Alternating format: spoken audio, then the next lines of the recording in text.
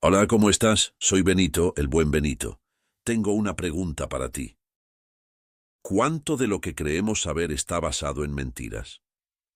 ¿Y si llegáramos a descubrir que mucho de lo que pensamos que es cierto es falso?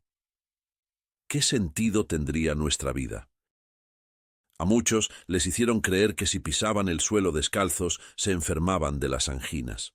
Pero a otros les enseñaron que si pisaban descalzos ese mismo suelo, les salían fuegos en los labios o agarraban la gripa. Mismo suelo, con efectos diferentes. Asimismo nos han enseñado que la diabetes es hereditaria, y si así lo crees, así será. El poder de las ideas tiene un inmenso efecto en nuestra realidad y en nuestro cuerpo físico. Hay una idea que nos transmitieron como verdad, que de verdad no tiene ni el título. Pero antes de analizar dicha falacia, te invito a ver las siguientes imágenes, las cuales aparentemente no tienen nada de común o algo que las relacione entre ellas. Pero esa forma de ver dichas imágenes al final del video cambiará totalmente. La última cena de Leonardo. Chichen Itza. Stonehenge. Serpent Mound en Ohio, Estados Unidos. La Virgen María pisando una serpiente. Pirámides en India. Angkor Wat en Camboya. Las pirámides de Egipto. Teotihuacán en México. Pirámides en Indonesia. Y por último la sala de mi casa, entre otros. Nos educaron creyendo que hace más de 2000 años encarnó un ser llamado Jesucristo, con una misión muy importante, que fue redimirnos de nuestros pecados a través de su crucifixión, y así tener las puertas abiertas del supuesto paraíso. Pero, ¿qué tanta verdad y qué tanta mentira envuelve a este ser supuestamente hijo de Dios? De igual manera, el haber creído que pisar descalzo tenía ciertas consecuencias, adquiriendo diferentes enfermedades. ¿Qué consecuencias tuvo en la gente creyente, el haber creído en ese supuesto ser que se hizo pasar como hijo de Dios? El mal llamado Jesucristo. A estas alturas no hay forma de refutar el hecho de que en la antigüedad hubo civilizaciones muy avanzadas. Evidencias arqueológicas las hay alrededor de nuestro planeta. Evidencias que testifican que no somos la primera civilización y por mucho la más avanzada. Dichas evidencias arqueológicas apuntan a que en el pasado hubo civilizaciones, y por lo menos una de esas civilizaciones mucho más adelantada que la nuestra.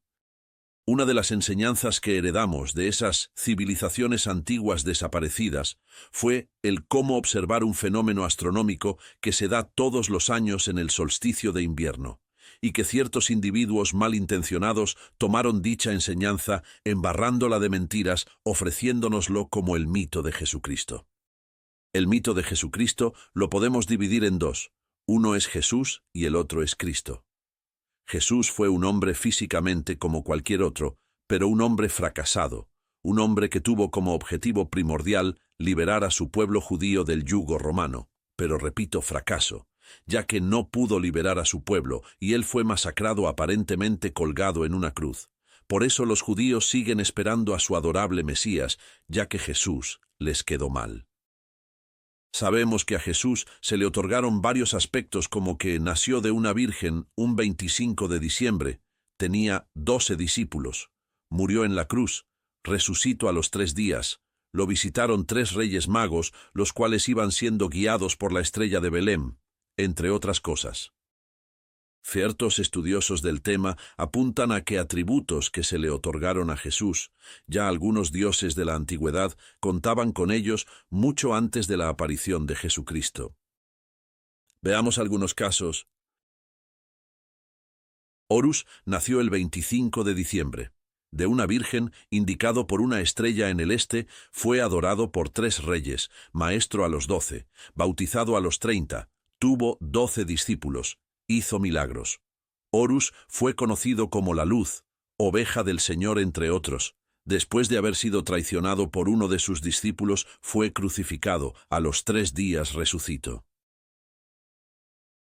Hay varios dioses con las mismas características mitológicas: Atis, Krishna, Dionisios, Mitra, entre otros. Para decir la verdad, hay una infinidad de dioses con las mismas características.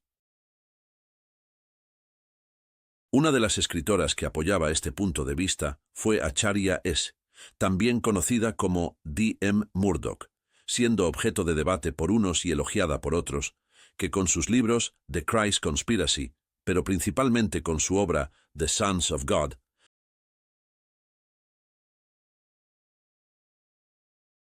hay historiadores que no están muy de acuerdo con este punto de vista, como es el caso de David Miano, conocido por sus investigaciones y críticas sobre la historicidad de la Biblia y la figura de Jesucristo. En uno de sus videos, David argumenta que quien hace ese tipo de paralelismo entre Jesucristo y dichos dioses antiguos sufre de paralelomanía o mitismo. Unos a favor y otros en contra. Ante este panorama, ¿cómo podemos acercarnos un poco a lo que realmente pasó con este hombre llamado Jesús, alias el Cristo? Y para eso vamos a valernos del gran esfuerzo que ha hecho durante más de 50 años Antonio Piñero Sáenz, el cual desde 1970 está ejerciendo como docente en la Universidad Complutense de Madrid. Antonio Piñero está considerado a nivel mundial uno de los 3 expertos más capacitados en temas bíblicos: Jesucristo y cristianismo primitivo, y en español el número 1.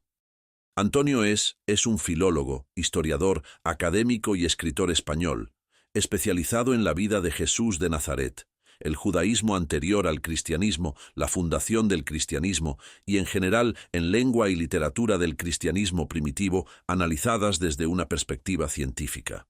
Ha escrito infinidad de libros. Antes de escuchar la opinión de Antonio Piñero, aclaremos un punto de suma importancia, para tener un mejor entendimiento de lo que nos va a explicar Antonio. La palabra Jesucristo es una combinación de una palabra judía, probablemente Yeshua, y una palabra griega, Cristo, que significa ungido o el ungido. Tenemos por lo tanto en Jesucristo un ser histórico, que fue Jesús, que existió sin duda alguna, y la otra mitad, que es Cristo, una parte idealizada de ese ser histórico.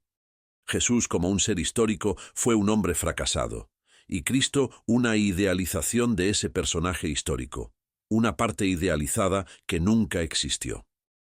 Por lo tanto, como conclusión debemos apuntar que Jesús fue un hombre que caminó por las polvorientas calles de Palestina pretendiendo liberar a su pueblo, pero que fracasó en dicho intento.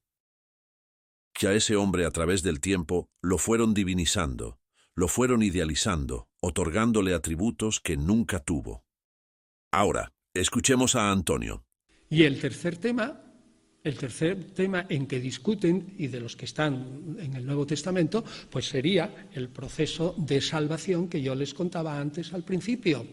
Cómo realmente se pasa de una concepción que Jesús tenía de la salvación del ser humano a otra radicalmente distinta. ¿Y saben ustedes lo que ocurre? Es que el proceso de repensar a Jesús es tan tremendo que desde el punto de vista de la historia, el Jesús histórico que caminaba por los caminos polvorientos de Galilea se convierte en un personaje celestial, el Cristo de la fe, que existe solamente en la teología. Es decir, que no corresponde estrictamente al Jesús de la historia porque es una repensación. Por eso, cuando a mí me dicen, ¿existió Jesús realmente? Siempre digo, evidentemente que existió. Pero el Jesús de la historia y el 99% de los historiadores hoy admiten que Jesús existió realmente. Pero lo que puede no ser verdad son algunas de esas reinterpretaciones. O, dicho más suavemente, algunas reinterpretaciones triunfan y otras quedan en la cuneta de la historia.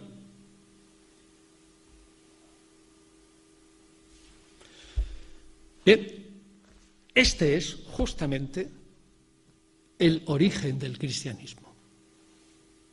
un acto intelectual de reflexión sobre las Escrituras Sagradas por un grupo de discípulos que están absolutamente convencidos de que Jesús vive y que Jesús es el Mesías y que volverá, y que no habían entendido realmente ese Jesús hasta que supieron exactamente que está resucitado. Pero realmente eso es solo el comienzo. Y para resumirlo en una palabra, el cambio del Jesús de la historia al Jesús predicado es tan tremendo que un teólogo del siglo XX, que no es católico, pero que Rudolf Bultmann se llama, pero yo creo que es uno de los mejores teólogos en conjunto de la cristiandad, dijo: el gran cambio está en que Jesús era el predicador del reino de Dios, y ese predicador de un reino se transforma en predicado, en objeto de la predicación. Antes se predicaba el reino de Dios, ahora lo que se predica es a Jesús. O sea que Jesús pasa de predicador del reino o predicado, o de una manera un tanto más ofensiva, lo dijo un sacerdote católico que luego le costó la excomunión al verlo así, en 1906 aproximadamente, que dijo: Jesús predicó el reino, pero lo que vino fue la Iglesia. Esa frase le costó la excomunión, algo así, ciertamente. Porque realmente era muy duro, pero contiene una cierta parte de verdad. Pues bien, hasta aquí todo lo que yo les quería decir. Con esto es la síntesis. Debemos apuntar el enorme respeto que tiene Antonio por la gente que lo está escuchando y observar que él habla de acuerdo al público que tenga. En este mismo video, él mismo lo dice de una manera suave. Es decir, que no va a ir a una iglesia cristiana y les va a lanzar la verdad, la neta del planeta. Tiene que hacerlo de una manera suave para no ofender a la gente. Pero escuchemos a ese mismo Antonio Piñero dando una cátedra de cristianismo primitivo a un grupo de masones dentro de una logia masónica. Observemos y escuchemos. Primero, si usted hace la suficiente distinción, como hace la ciencia actual, independientemente de credos y de todo eso, entre lo que es ese Jesús que andaba por los caminos de Palestina, esos polvorientos ahí, que es un rabino fracasado, que era un maestro de la ley, como tantos otros, un carismático, un exorcista y un sanador, y tiene usted después detrás todo el cristianismo que se explica maravillosamente por la reinterpretación. ¿Qué diablos de necesidad puede tener la ciencia para negar que ese Jesús histórico no haya existido? Es estúpido. Cualquier científico cae en la cuenta que si niega la existencia de ese Jesús reducido a los límites de la historia, se echa encima un dolor de cabeza y un fardo imposible de transportar, porque no puede explicar el movimiento que viene después. Pero, sin embargo, si admite que una cosa es la existencia del Jesús histórico y otra cosa es la reinterpretación que da lugar al Cristo de la fe, pues, si cae en la cuenta de esa distinción, se salva continuamente y dice: me explico perfectamente por un proceso de idealización. Ahora bien, la inmensa mayoría, el 99% de la gente de la calle, que digan, entre los que nieguen la existencia del Jesús histórico, es porque no son capaces de distinguir entre el Jesús de la historia, que es lo que proclama el histórico, y el Cristo de la fe. ¿Y quién tiene la culpa de ello? Pues los evangelios, que los mezclan. Entonces, claro, se presentan que es una figura única y dicen: esa figura única no existió. Evidentemente, yo mismo tampoco digo, la amalgama del Jesús de la historia con el Cristo de la fe no existió nunca. Pero el Jesús histórico, por supuesto que sí. Respondido. Ah, caray, ah, caray. Entonces debemos de distinguir entre el Jesús histórico y el Cristo divinizado, que, como apunta Antonio, el Cristo es un producto mental divinizado, y que por lo tanto un Cristo que nunca existió. Entonces todo ese cotorreo que le adornan a Jesús, que nació de una virgen, Lo visitaron 3 reyes magos guiados por la estrella de Belén. Tuvo 12 discípulos, resucitó a los 3 días y toda esa bola de mentiras que pusieron para adornar al Jesús histórico. Y que conste que sí existió. ¿De dónde sacaron toda esa parafernalia? Antes de averiguarlo, observemos algo muy interesante. Yo siento mucho respeto y admiración por Juan José Benítez, autor de Caballo de Troya. Pero lo que no comparto es la casi forma de ver a Jesucristo como un extraterrestre. Y ya dentro del mundo de los extraterrestres y los contactados cuando andan en la onda de querer ver a Jesucristo como un extraterrestre, para mí es una reverenda jalada y pierdo absolutamente el interés, porque estamos viendo que el Cristo divinizado es una reverenda mentira. Es como cuando dijo Jaime Maussan que le habló la Virgen de Guadalupe, ahí sí se la retiro. Ahora sí veamos de dónde sale toda esa parafernalia. Primero observemos las fotografías que les mostré al principio y poco a poco vamos a ir averiguando ese gran misterio. Encuentra las similitudes en las fotografías. Empecemos en la sala de mi casa.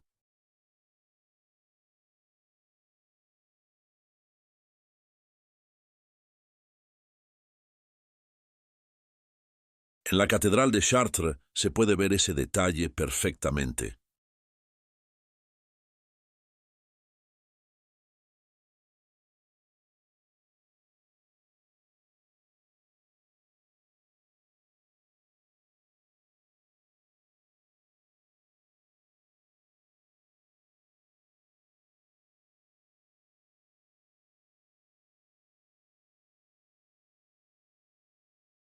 Diferentes culturas alrededor del mundo, en diferentes épocas, apuntan a lo mismo: solsticios y equinoccios. Ahora, de hoy en adelante, donde quieras que veas esta figura, sabrás que están haciendo referencia a los solsticios y equinoccios. En el cuadro de la Última Cena, Jesús representa al sol. Atrás de él, los 3 pilares representando a los solsticios y equinoccios. Cada grupo de 3 discípulos forman una estación del año. Estaciones representadas a ambos lados del cuadro, 4 rectángulos a ambos lados. En Catedral de Chartres se ve claro. Y en esta catedral no es el único aspecto velado, hay una infinidad de detalles que junto con el laberinto la hacen una catedral única en el mundo. Hablaremos de la Catedral de Chartres a más profundidad en un futuro video.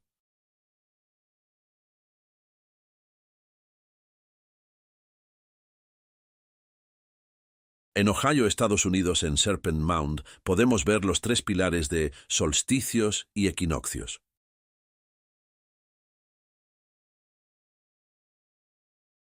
Y en esta foto podemos ver que el sol está saliendo por el pilar correspondiente al solsticio de invierno. En esta foto podemos ver el recorrido que tiene el sol mes tras mes, y podemos ver que sol al amanecer sale en diferente lugar. Podemos ver que el día más corto es en el solsticio de invierno y el más largo en el solsticio de verano. Y en ambos equinoccios, el de otoño y primavera, tanto la noche como el día tienen la misma duración.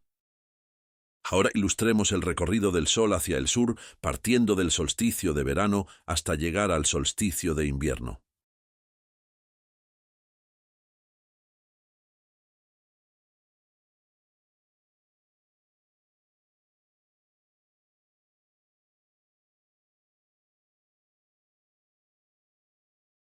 En esta foto podemos ver cómo el sol nace y se oculta en diferente posición durante todo el año. Vemos el día más largo en solsticio de verano y el día más corto en solsticio de invierno. El punto clave es en solsticio de invierno. En este día que se da entre el 21 y 22 de diciembre, el sol termina su recorrido hacia el sur, y por 3 días consecutivos el sol saldrá en el mismo lugar, aparentando no tener más movimiento hacia el sur. De ahí que se deriva el nombre de solsticio. El término solsticio proviene del latín solstitium, que a su vez se forma de 2 palabras, sol, sol, y statum, estático, es decir, sol quieto. El término equinoccio proviene del latín aequinoctium, compuesta por aequus, igual, y nocte, noche, y que significa noche igual. Es decir, El sol en el solsticio de invierno, al no tener movimiento, muere por 3 días, y en Navidad, 25 de diciembre, el sol renace y empieza su recorrido hacia el norte. En el solsticio de invierno va ocurriendo un detalle de suma importancia. La constelación de Orión se va alineando con la estrella Sirius, que es la estrella más brillante en cielo y que pertenece a la constelación de Can Mayor. Y cuando ocurre una alineación perfecta en el solsticio de invierno, esa alineación indicará dónde renacerá el sol después de 3 días de haber muerto. Las 3 estrellas del cinturón de Orión son los 3 Reyes Magos, que van siendo guiados por Sirius, popularmente conocida como la estrella de Belén, que les indicara dónde resucitar a Jesús, es decir, el sol, después de haber estado 3 días muerto. Conforme va transcurriendo diciembre, esa alineación entre Orión y Sirius va tomando forma.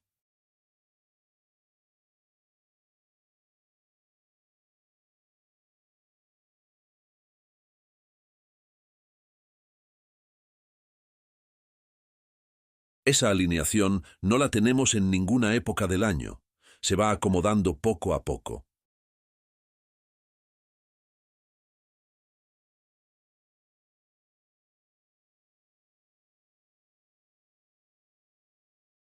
Y si tú dispones de tiempo y la contaminación lumínica te lo permite, en Nochebuena esa alineación la observarás en su total esplendor.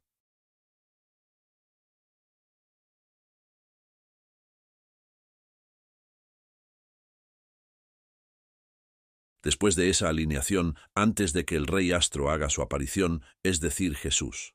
¿Quién crees que viene anunciando la resurrección del rey astro? La constelación de Virgo, representando a la Virgen María, y en sus pies estará pisando la cabeza de una serpiente, de la constelación Serpent Caput.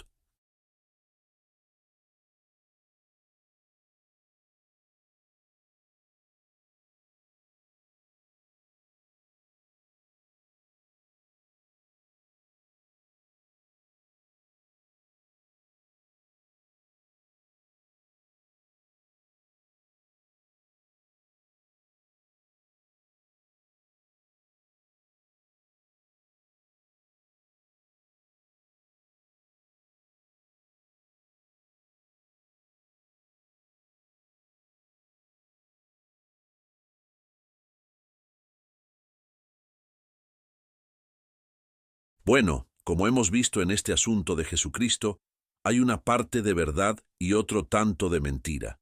Pero tú tienes el derecho de creer en lo que quieras y como quieras.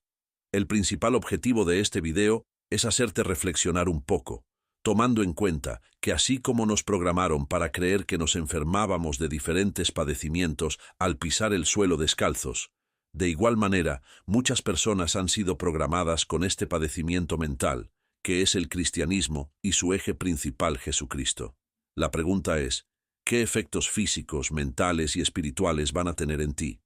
¿O acaso ya tienen efecto? Bueno, eso es todo por hoy. Ah, Dios.